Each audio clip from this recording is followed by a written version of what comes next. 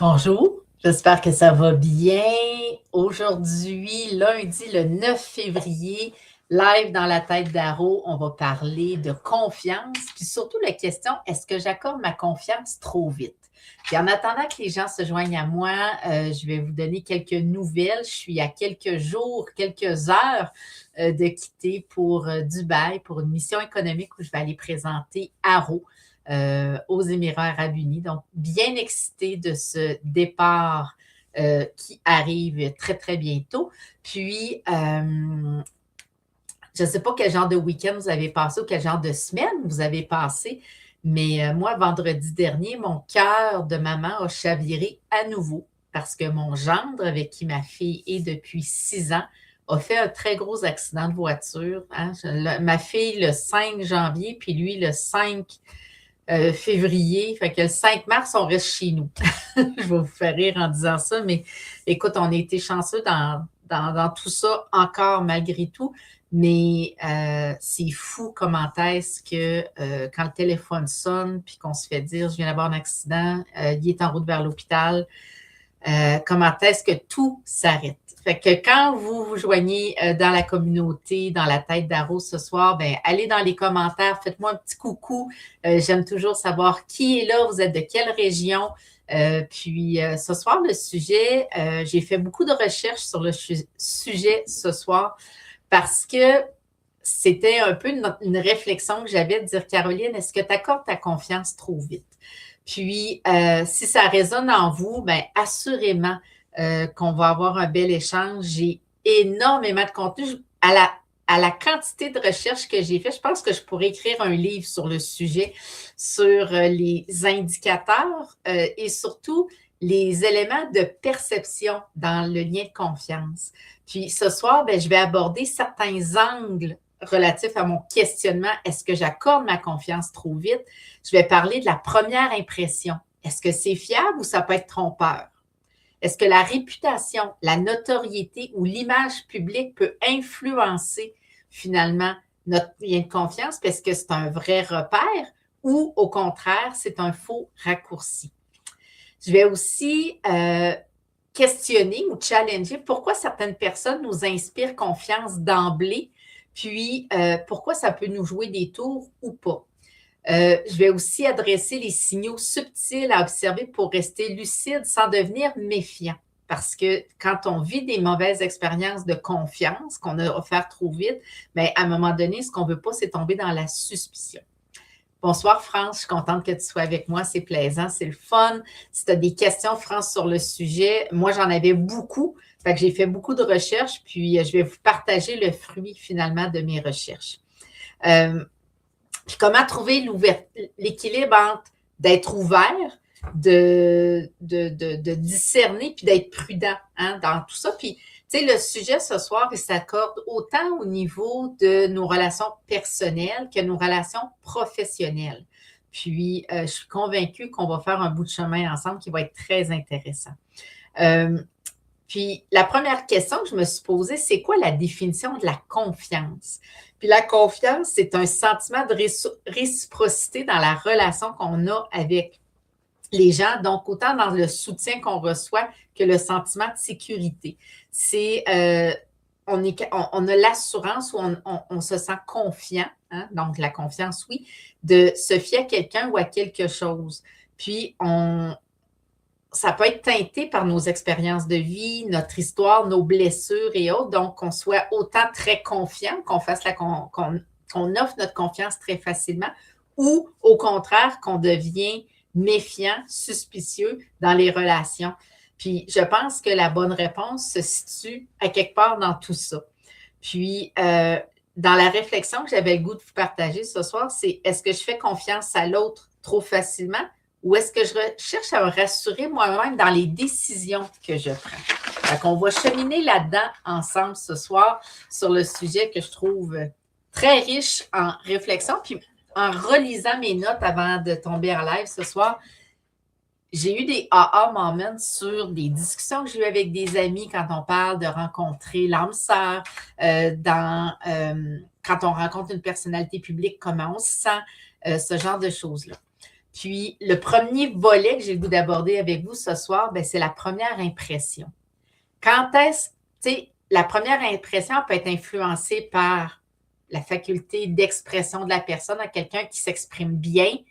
Systématiquement, on va se sentir normalement plus confiant parce que la personne démontre plus d'assurance. Le charisme d'une personne peut teinter notre perception dans la confiance. La posture d'autorité, quand c'est un patron, un médecin, là, j'appelle ça le syndrome de la blouse blanche, mais quand on a quelqu'un qui est devant nous et qui est en autorité, ben, on a systématiquement une première impression qui va être teintée. Le besoin d'appartenance, si on veut faire partie systématiquement d'un groupe précis, puis qu'il y a des gens qui s'intéressent à nous dans ce groupe-là, ben, on va avoir un désir qui va être alimenté finalement. Fait que la première impression peut être teintée.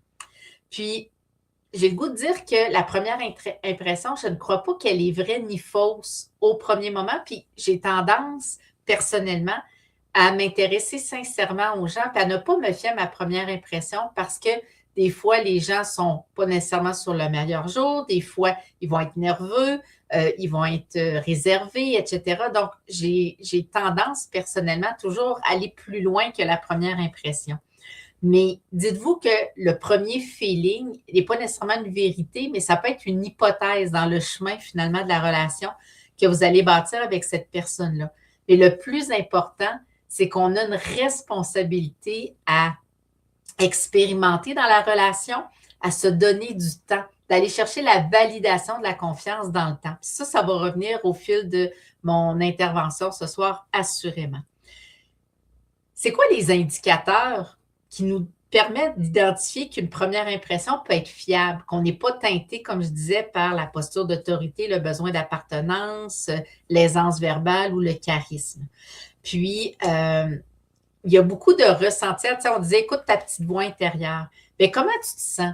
Tu sais, à l'intérieur de toi, ton calme, est-ce que tu es calme? Est-ce que tu te sens excité, provoqué, instable, etc.? Est-ce que tu te sens rassuré déjà d'emblée? Fait que la première impression, ton feeling peut être un bon indicateur. La cohérence entre les paroles et les actions. Puis, je ne veux pas retomber sur un sujet que j'ai déjà abordé sur faites ce que je fais et non ce que je dis.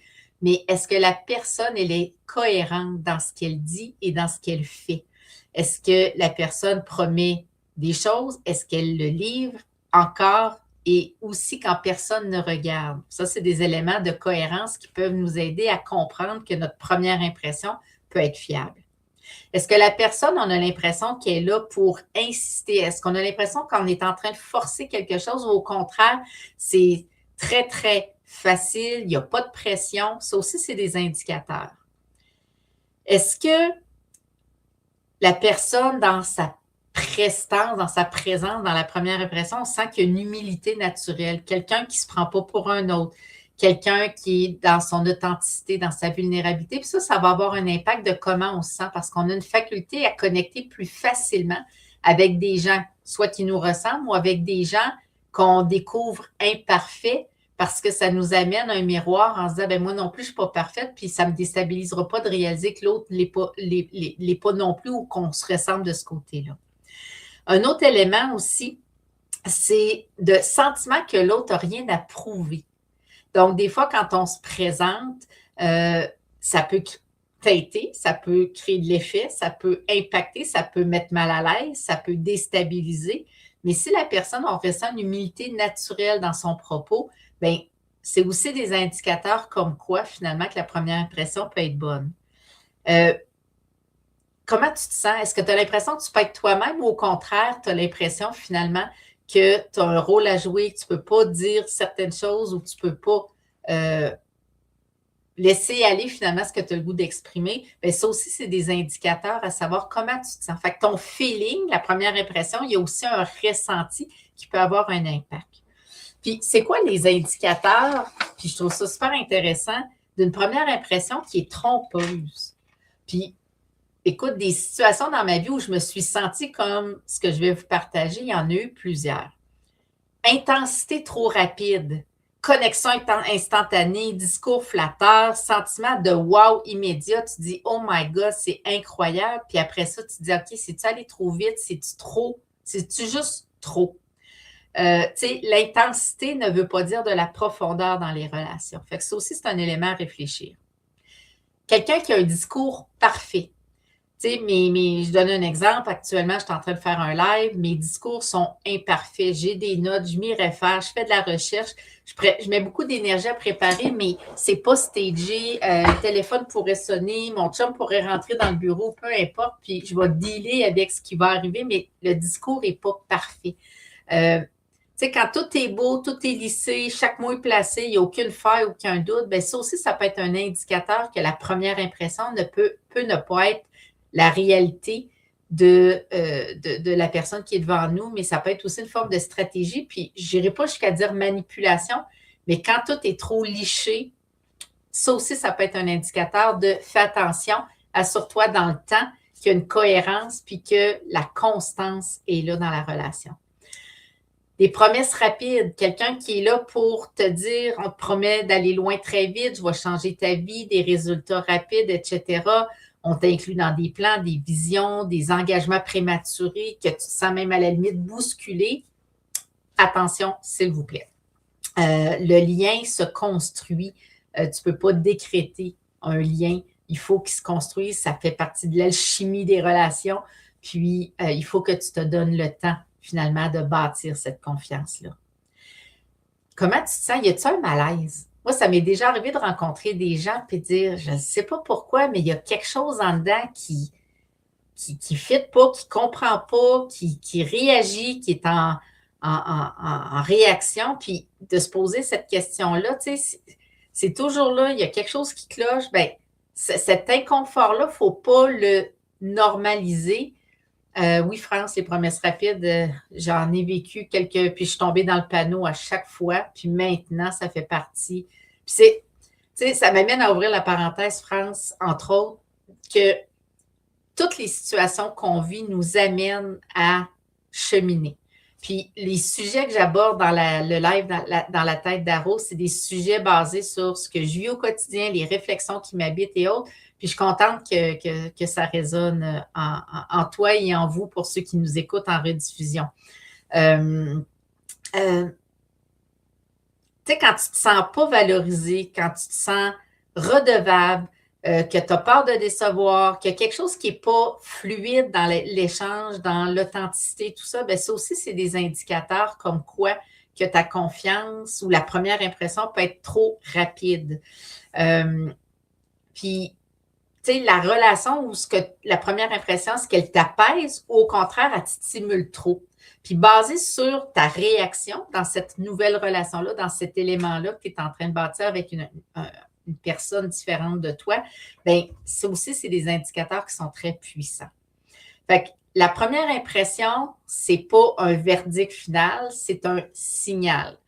La sagesse, ce n'est pas d'idéaliser la relation, mais non plus de l'ignorer, mais c'est surtout de faire le chemin puis de se donner le temps, finalement, pour bâtir, finalement, cette confiance-là.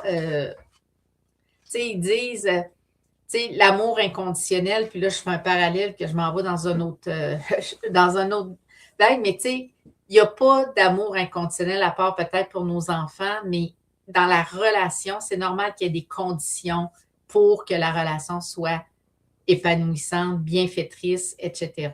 Puis de ne pas se sacrifier, c'est toujours là où j'ai le goût d'amener les gens, ne jamais se sacrifier. On est la personne la plus importante dans notre vie. Fait que c'est important de rester ouvert, d'observer, puis de s'écouter sans se trahir. Donc, vraiment, de se donner le droit de dire, oh, OK, il y a quelque chose qui ne fit pas, je vais me donner plus de temps. Puis si la personne réagit, puis que l'on tombe dans l'urgence, partez à la course. Partez à la course. Si la personne n'est pas là pour vous rassurer, au contraire, qu'on en rajoute une couche, puis qu'on rajoute le sentiment d'urgence, vous n'êtes pas à bonne place, assurément. Un autre volet que j'avais le goût d'aborder sur le sujet de est-ce que j'accorde ma confiance trop vite? Quand la personne a une réputation, une notoriété ou qu'il y a de l'image publique. Comment est-ce qu'on deal avec ça? J'ai souvent des gens qui vont rencontrer des personnalités publiques qui vont se sentir intimidés, qui vont ressentir le syndrome de l'imposteur. Puis ça, bien, ça vient affecter assurément le lien de confiance. Hein. Si elle a réussi, si elle est amie avec telle personne, si elle fait telle situation, si elle joue dans tel film, bien, systématiquement, c'est quelqu'un en qui je dois avoir confiance. Puis, une image soignée d'une personne à public qui est toujours bien arrangée, bien, ça ne garantit pas son intégrité, ses grandes qualités. Elle a réussi, oui, à atteindre cette notoriété publique-là, mais ça ne veut pas tout dire non plus. Puis la notoriété, bien, ça a un effet apaisant, assurément, mais ça peut aussi endormir notre vigilance. Je ne sais pas si ça résonne en vous, mais tu sais, je peux faire un aparté, ben, je peux même en faire deux sur le sujet. Quand j'ai joint les rangs d'Unisson comme conférencière, puis que j'ai eu la chance de côtoyer des Chantal Lacroix, des Isabelle Fontaine, etc., des Pierre Lavoie, des gens connus, des personnalités publiques et tout ça, de dire, ben, est-ce que j'ai ma place? Puis comment bâtir la relation avec ces gens-là sans se sentir non seulement intimidé, mais d'aller voir finalement l'humain derrière la personnalité publique. Quand je me suis liée d'amitié avec Ginette, au début, je n'étais pas intimidée, je le suis encore moins aujourd'hui parce qu'on est tous humains, on a tous nos vérités, nos parts d'ombre et de lumière. Puis lorsqu'on connecte avec l'humain et non son prestige, sa prestance, sa richesse ou etc., bien, systématiquement, j'ai l'impression qu'on est plus près du cœur, puis plus près de la vérité dans le lien de confiance qu'on peut bâtir. Puis, quand est-ce que l'image publique, la réputation, la notoriété peut finalement créer de la distorsion? T'sais, allons-y dans cette... Il y a aussi, bon, quand l'image est tellement travaillée, mais que finalement, on ne connaît pas la personne dans son fond, dans son profond, dans ses parts d'ombre et de lumière. L'effet de groupe a de l'influence, à savoir si tout le monde lui fait confiance, c'est que c'est safe. Puis dernièrement, j'ai vécu une situation, puis c'est pour ça que j'en ai parlé dans un podcast, de dire, tu sais, y a-tu juste moi qui vois ce que je vois ou qui ressent ce que je ressens des fois versus un ensemble de gens qui, parce que la personne a de la notoriété, vont se coller à cette personne-là, mais finalement, au final, tu te poses la question, qu'est-ce que je fais là? Quand on fait confiance au rôle de la personne, que ce soit son métier ou autre, et non à la personne. Donc, que ce soit un expert, un médecin, un leader, un entrepreneur à succès, quelqu'un qui est en autorité, un PDG, un entrepreneur à succès, un statut social, quelqu'un qui est marié à, etc. Bien, tout ça, c'est des indicateurs où on doit quand même se poser la question, derrière tout ça, l'humain, à quoi il ressemble?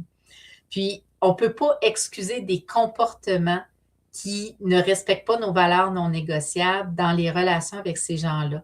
Puis, quand on voit des incohérences, bien, c'est important de se tenir debout, de se respecter à travers tout ça.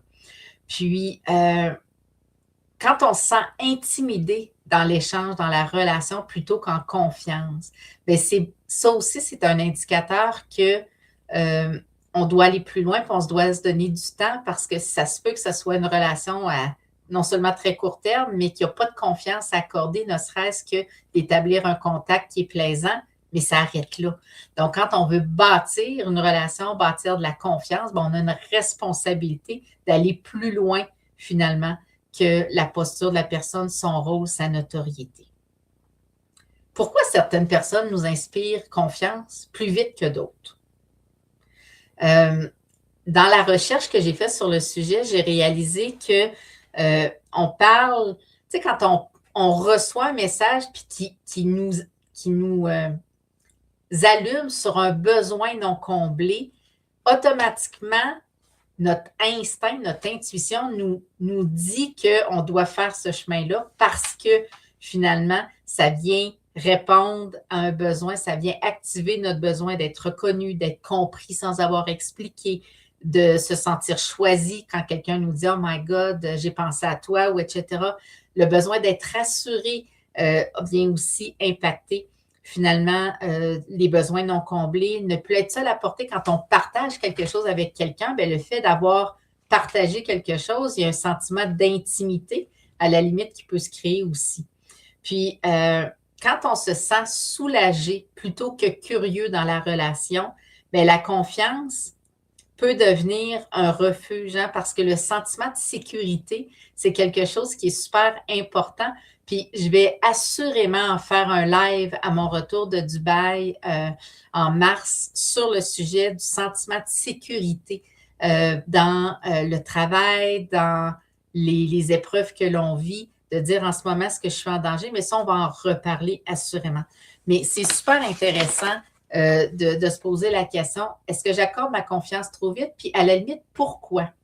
Puis il y a des gens qui ont une faculté de reprendre nos mots, de valider notre vécu, de refléter nos valeurs communes. Puis il y a comme un engouement, quelque chose de magnétique qui fait qu'à quelque part, on peut facilement accorder notre confiance à quelqu'un sans nécessairement que ce soit basé sur des fondations qui sont solides.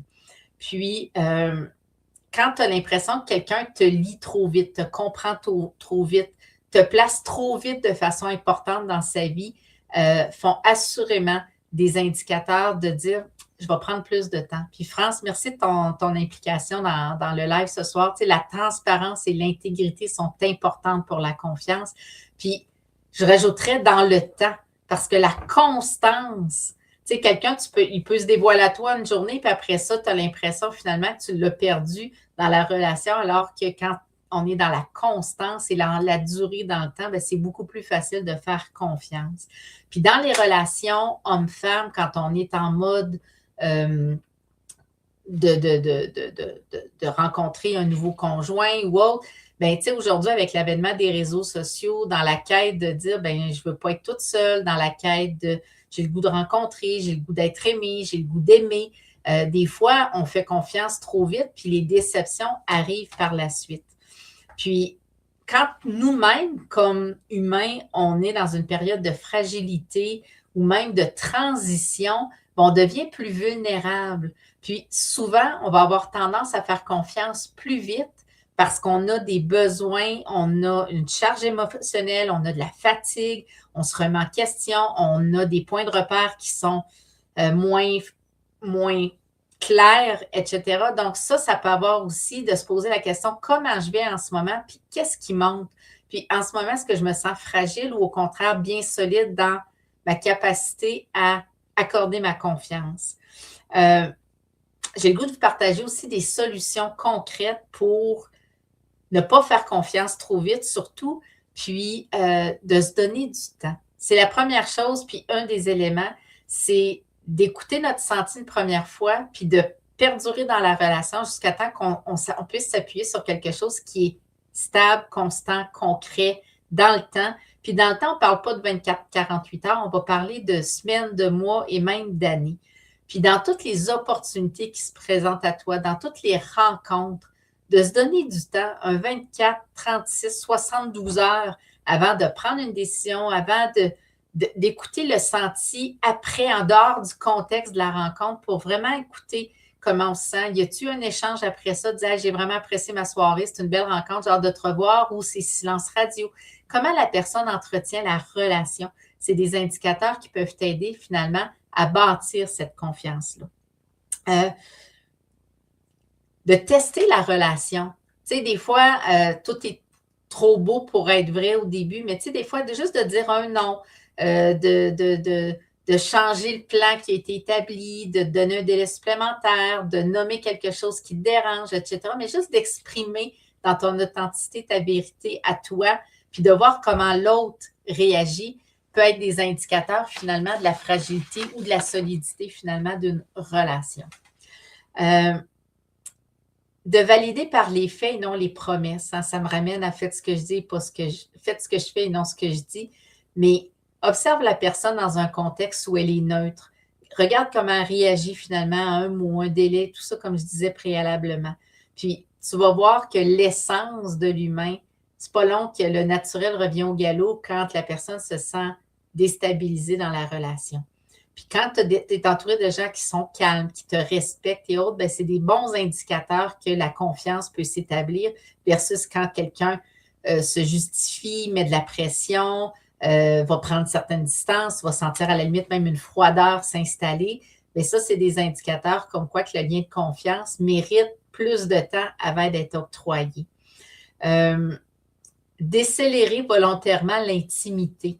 Donc, de ne pas aller trop vite, d'éviter les confidences trop rapides, laisser la relation se déployer par étapes. C'est aussi des indicateurs qui vont nous aider finalement à cheminer dans le processus de la relation. De toujours vérifier ton état intérieur avant de t'engager, d'écouter, tu sais, est-ce qu'en ce moment, bon, est-ce que je suis fatiguée? Est-ce que je suis en transition? Est-ce que j'ai un besoin qui n'est pas comblé, que cette personne-là, j'ai l'impression qu'elle est en train d'essayer de le combler? Est-ce que j'ai juste besoin d'être rassurée en ce moment? Est-ce que j'ai de la place pour des nouvelles amitiés ou des nouvelles relations? C'est toutes ces choses-là, en se posant ces questions-là, bien, ça va nous permettre de cheminer puis d'identifier ce qu'on est en train de bâtir comme relation. Est-ce qu'on fait confiance trop vite? Puis, je ne sais pas si le sujet a résonné en vous ce soir. J'essaie de faire des capsules quand même assez courtes. Est-ce que j'accorde ma confiance trop vite ou finalement, c'est que j'écoute pas assez les signaux quand ils apparaissent? C'est une belle réflexion à avoir assurément. J'espère que vous avez aimé le sujet. Les 2 prochains lundis, je serai à Dubaï, donc vous pourrez me suivre sur Instagram, Facebook. Je vais assurément faire des stories de mon voyage et tout ça. Je m'en vais présenter Haro. J'ai bien hâte de voir ce qui va ressortir de cette expérience-là, de ce voyage-là. Et lundi, le 2 mars, 19h, comment départager le vrai du faux? Je ne sais pas vous, là, mais j'ai l'impression en ce moment que ce qu'on voit comme information qui circule, il y en a tellement qui sont créés par de l'IA, par des faux sites, des faux profils, des fausses personnes. Comment on fait pour pas perdre l'honneur, puis oui, la confiance, c'est une chose, on en a parlé ce soir, mais comment on est capable, c'est quoi les indicateurs, les outils pour départager le vrai du faux? C'est un des sujets que j'ai le goût d'aborder à mon retour. Puis, je ne vous cacherai pas que de faire les lives les lundis à 19h avec la charge de ma journée, je me sens un peu moins énergique que si je le faisais tôt le matin. Donc, je suis en réflexion pour passer mes lives de 19h à 7h le matin, 7h30, peut-être 8h. Je vais réfléchir, je vais prendre le voyagement et le temps des 2 prochaines semaines pour y réfléchir, mais il se peut très bien que l'heure de diffusion, l'heure du live soit devancée les lundis pour vous permettre à la limite de pouvoir en profiter plus tôt et pour que je sois optimale dans mon niveau d'énergie à ce moment-là. Fait que c'est une réflexion. Si vous avez des éléments, des sujets que vous aimeriez que j'aborde, bien, faites-le moi savoir. Continuez à me suivre sur LinkedIn, YouTube au niveau de ma chaîne Dans la tête d'Haro. Vous avez accès à plus d'une centaine d'épisodes passés. C'est la 6e saison que je fais les lives Dans la tête d'Haro. Puis, tout ça pour dire qu'il est fort probable, comme je vous disais, qu'à mon retour, le live passe en matinée, tôt. Comme ça, bien, vous avez le temps de faire votre journée et autres. Puis, on part finalement la journée sur une belle note, des belles réflexions, des belles prises de conscience. Je vous remercie vraiment beaucoup de votre assiduité. Si vous l'écoutez en rediffusion, bien, écrivez-moi rediffusion, commentez, partagez à votre réseau. Ça va me faire vraiment plaisir. Puis, une belle continuité à tous. Je vous embrasse. Je vous souhaite un bon 2 semaines et à très bientôt à mon retour. Bye bye.